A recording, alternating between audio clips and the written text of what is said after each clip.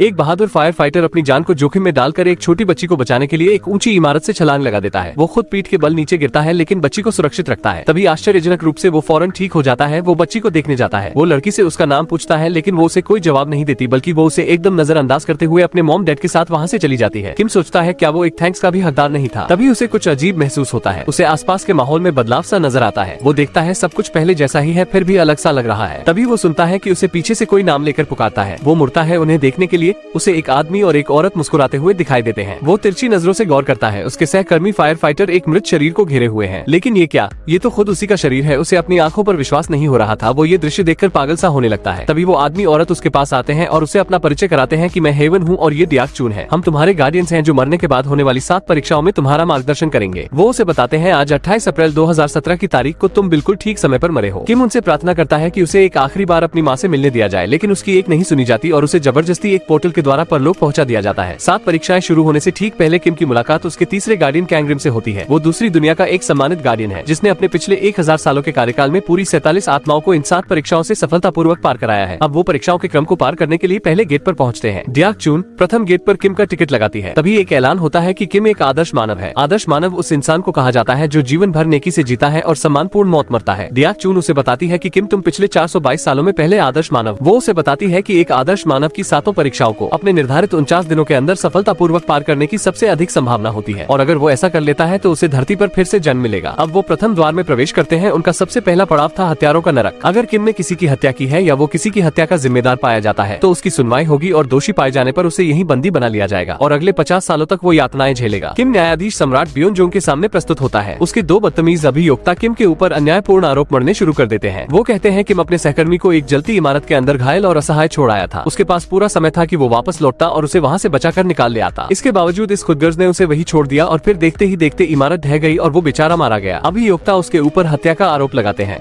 और उसे 50 सालों तक आग में जलने की सजा की सिफारिश करते हैं। तभी उसके बचाव में कैंग्रिम उसका प्रतिनिधि बनकर खड़ा होता है। वो उस दिन की घटना को सम्राट ब्योनजोंग के सामने प्रदर्शित करता है जब किम अपने साथी को बचाने की कोशिश कर रहा था। तभी उन्हें उसी बिल्डिंग में फंसे हुए आम लोगों के चीखने चिल्लाने की आवाजें आती हैं। किम का साथी उससे कहता है कि वो जाए और लोगों को पहले बचाए, जिसके बाद लौटकर वो उसे बचा सकता है। जब किम सारे लोगों को सकुशल बचाकर वापस ले आता है तो वो अपने दोस्त को बचाने के लिए दौड़ता है, लेकिन अफसोस तब तक बहुत देर हो चुकी थी। आग ने बिल्डिंग को अपने आगोश में ले लिया और पूरी की पूरी इमारत धराशायी होकर गिर गई, जिसमें उसका दोस्त मारा गया। कैंग्रिम न्यायाधीश को बताता है कि जब किम अपने दोस्त को छोड़कर आम नागरिकों को बचाने गया तो उसने पूरी जान लगा दी और उसने पूरे 8 लोगों की जान बचाई। उसने एक के बदले 8 जिंदगियां बचाई हैं और ये एक शानदार काम है और उसे सजा देना सरासर अन्याय होगा। न्यायाधीश ब्योनजोंग उसकी बात से सहमत होता है और किम को आरोप से मुक्त करता है। वो उसे एक योद्धा घोषित करता है। अब गार्डियंस उसे आलसियों के नरक की ओर लेकर चल देते हैं। यहाँ एक मनमोहक झरना दिखाई देता है, लेकिन इसे देखकर आप भ्रमित मत होना, क्योंकि इसके पीछे अनगिनत सजा याफ्ता आत्माएं हैं जो एक विशालकाय कोल्हू को लगातार चलाते रहने के लिए विवश हैं और जो आत्माएं इस सजा से भागने की कोशिश करती हैं, उन्हें पानी में मौजूद खतरनाक पिरान्हा मछलियां काट काट कर घायल कर देती हैं। इस झरने से ठीक पहले क्वीन चागोंग का सिंहासन है। क्वीन के सामने किम को अपनी जिंदगी में किया जो भी कठिन परिश्रम है उसे बताना होगा, जिससे ये साबित हो जाएगा कि वो आलसी और अकड़ू नहीं है। गार्डियन क्वीन को किम के स्वार्थहीन काम गिनाना शुरू करते हैं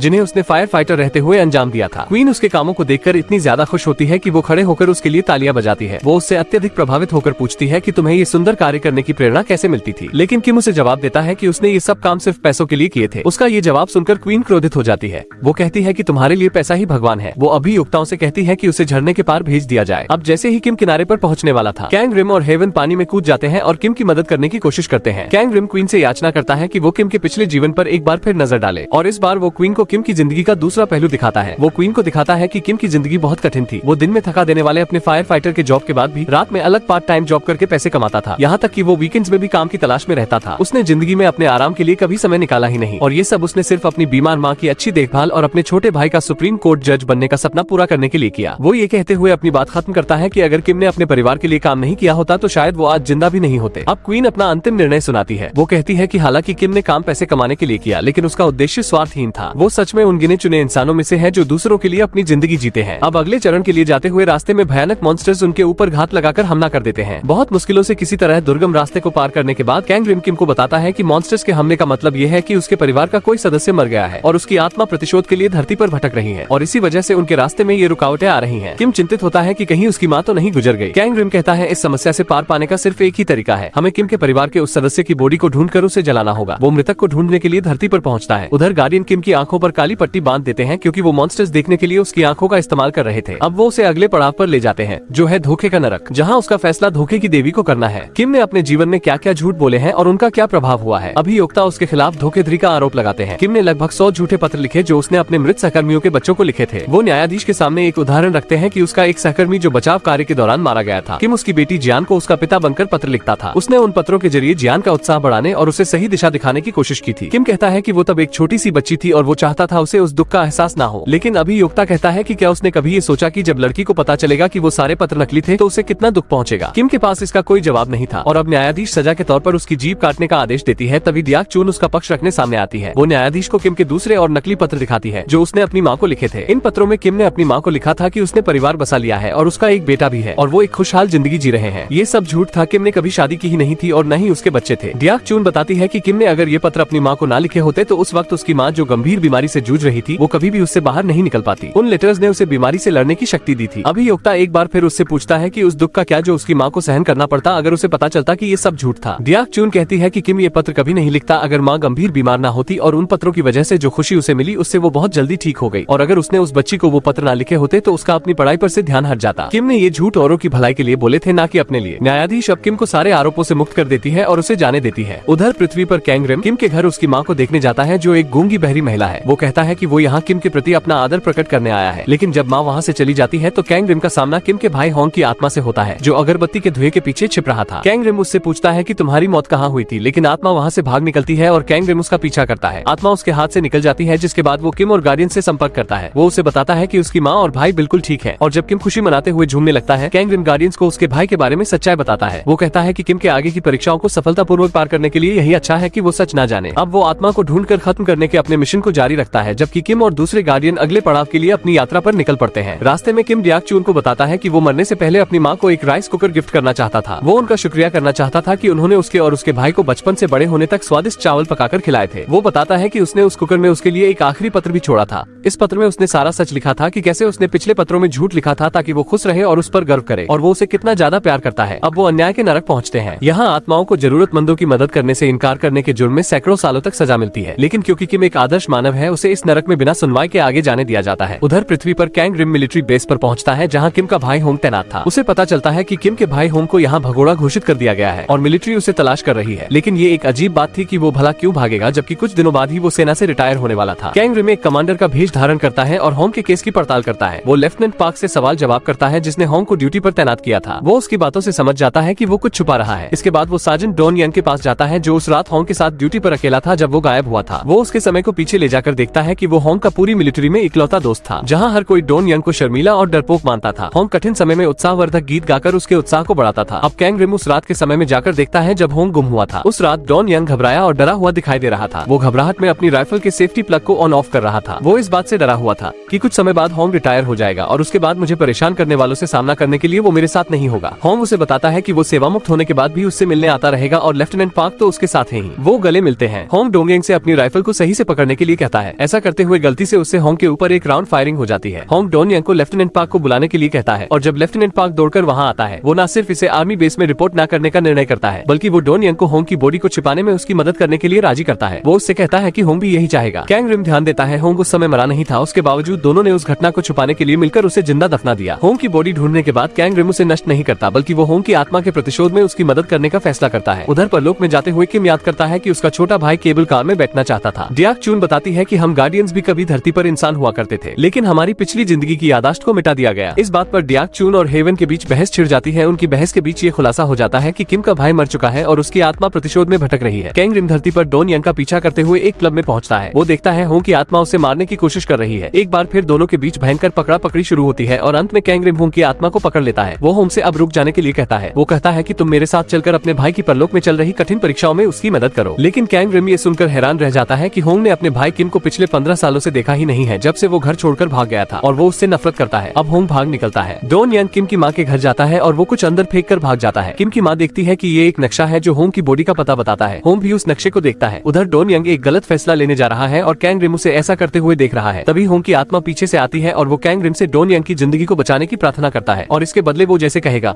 वैसा वो करने के लिए तैयार हो जाएगा। कैंग रिम हामी भरता है लेकिन कड़ाई से उसे बताता है कि धरती पर मनुष्यों की जिंदगी में दखल देने का किम की परलोक में चल रही सुनवाई पर खराब असर पड़ेगा। अब वो कैंग रिम के गले का इस्तेमाल अपनी आवाज डॉन यंग तक पहुंचाने के लिए करता है। होंग वही गाना गाकर सुनाता है जो उसने उसके लिए लिखा था लेकिन डॉन यंग सिर्फ कैंग रिम को ही देख सकता था। वो उससे कहता है कि उसने उसे माफ कर दिया है और कहता है कि तुम्हें पिछली बातों को भूलकर जिंदगी में आगे बढ़ना चाहिए। उधर रास्ते में किम और गार्डियंस 5वीं सुनवाई के लिए आगे बढ़ते हैं। ये है विश्वासघात का नरक, जहाँ आत्माओं को स्वार्थपूर्ण विश्वासघातों के लिए सजा दी जाती है। उन्हें एक आईने में फंसाकर मारा जाता है। उसकी न्यायाधीश क्वीन सोंग किम को बिना सुनवाई के जाने देती है, क्योंकि वो एक आदर्श मानव है जिसने सदा ईमानदारी से जीवन व्यतीत किया है। अगली सुनवाई तक पहुँचने के लिए उन्हें एक खाई के नीचे जाना होगा, जो उन्हें हिंसा के नरक तक पहुँचाएगी। लेकिन यहाँ पर कैंग रिम के इंसानी दुनिया में दखल देने का परिणाम इन्हें यहाँ पर झेलना पड़ता है और वो तैरते तैरते अचानक से सैकड़ों किलोमीटर नीचे जा गिरते हैं। किम और उसके साथ 2 गार्डियंस को किंग जिन वोंग के सामने प्रस्तुत किया जाता है। यहाँ किम पर आरोप लगता है कि एक बार उसने अपने छोटे भाई को बचपन में बहुत मारा था, जबकि उस समय उसका भाई बीमार था और इस घटना के बाद वो घर से भाग गया और उसने फिर कभी भी अपने भाई से माफी नहीं मांगी और उसके भाई ने भी इसके लिए उसे कभी माफ नहीं किया। गार्डियंस अपना पक्ष रखने की कोशिश करते हैं, लेकिन किंग जिन वोंग उनकी दलील को व्यर्थ मानते हुए कहता है कि किम साफ साफ दोषी है और उसे अपने भाई से माफी भी नहीं मिली है। वो उस पर अपना फैसला सुनाने ही वाला था कि तभी दोनों गार्डियंस कैंग रिम से मदद मांगते हैं। कैंग रिम डियाक चून से किंग जिन वोंग से प्रार्थना करने के लिए कहता है कि किम का फैसला आखिरी सुनवाई के बाद सुनाया जाए। डियाक चून किंग जिन वोंग से मांग करती है और उसकी ये मांग मान ली जाती है, लेकिन इसका मतलब ये होगा कि इस कोर्ट के आरोप भी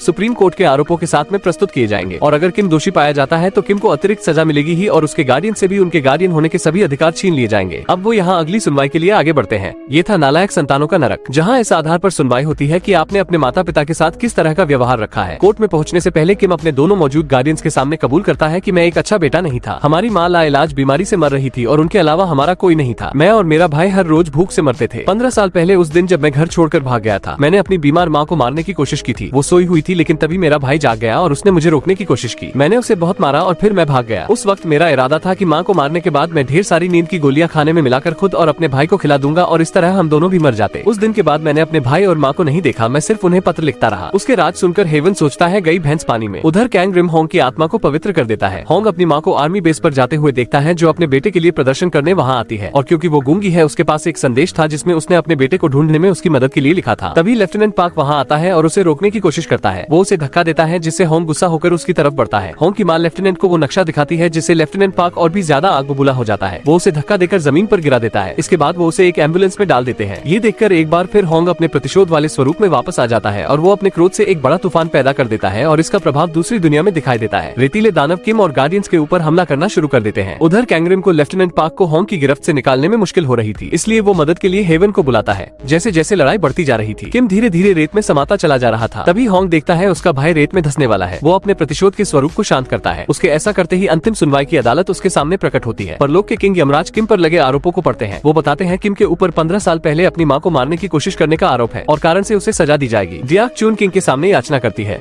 वो कहती है उस समय किम की माँ सो रही थी और वो इससे अनजान थी, तो उसे उस गुनाह के लिए कैसे सजा दी जा सकती है जो उसने कभी किया ही नहीं और उसकी माँ भी जिससे अनजान थी। किंग यमराज उसकी अधूरी जानकारी को सुधारता है। वो उसे कर्म के आईने में दिखाता है कि वास्तव में किम की माँ उस समय जागी हुई थी और वो बस सोने का दिखावा कर रही थी। जब उसने देखा उसका बेटा उसे मारने जा रहा है तो वो अंदर ही अंदर रोने लगी, क्योंकि उसका दिल टूट गया था। लेकिन वो जानती थी ऐसा होने से उसके बच्चों की जिंदगी आसान हो जाएगी, इसलिए वो उनके लिए अपना बलिदान देने के लिए तैयार हो गई। अब जैसे ही किम को ये बात पता चलती है, वो घुटनों के बल नीचे गिर जाता है। वो फूट फूट कर रोता है। किंग यमराज से अपने लिए सजा की भीख मांगता है जिसका वो हकदार है। अब जैसे ही अभियोक्ता उसके खिलाफ आरोपों को पढ़ना शुरू करते हैं, तभी अचानक एक भूकंप उठता है और कर्म के आईने में हम देखते हैं होंग एम्बुलेंस में बेहोश पड़ी अपनी माँ के सपनों में प्रवेश करता है। वो अपनी माँ को बताता है कि देखो माँ, मैं मरने के बाद दूसरी दुनिया में सुप्रीम कोर्ट का जज बन गया हूँ। वो माँ को उस दिन की याद दिलाता है जब उसके भाई किम ने परिवार को खत्म करने का प्रयास किया था। वो उसे बताता है कि किम ने उन्हें मारने की कोशिश तो जरूर की थी, लेकिन वो ऐसा कर नहीं सका और घर छोड़कर भाग गया। लेकिन फिर भी उसने हमें छोड़ा नहीं। वो अपराध बोध में हमसे दूर रहा और हमें सहारा देने के लिए वो पूरी जिंदगी गुलामों की तरह काम करता रहा। अगर उसने हमारे लिए ये नहीं किया होता तो हम बहुत पहले मर गए होते। इसके बाद होंग अपने भाई को माफ कर देता है और अपनी माँ को गले लगा लेता है और आज पहली बार वो उसे बोलते हुए सुनता है। वो उसे नाम से पुकारती है और उसे सांत्वना देती है। वो उसे बताती है कि ये सब मेरी ही गलती थी, ये सब कुछ होता ही नहीं अगर मैं एक अच्छी माँ होती। ये सुनकर किंग यमराज निर्णय लेता है कि सारे आरोप रद्द किए जाते हैं। जिस पाप के लिए धरती पर माफी मिल चुकी हो उसके लिए परलोक में कोई सजा नहीं है। वो निर्देश देता है कि स्वर्ग के दरवाजे पर पहुंचते ही किम को फिर से धरती पर जन्म दे दिया जाए। जाने से पहले किम डियाक चून का धन्यवाद करता है। उधर कैंग रिम धरती को छोड़ने से पहले किम की माँ को किम का राइस कुकर पहुंचा देता है। घर जाकर वो उसे खोलती है, उसे किम का पत्र मिलता है। वो पत्र पढ़ती है और मुस्कुराती है और यहीं पर कहानी का अंत हो जाता है।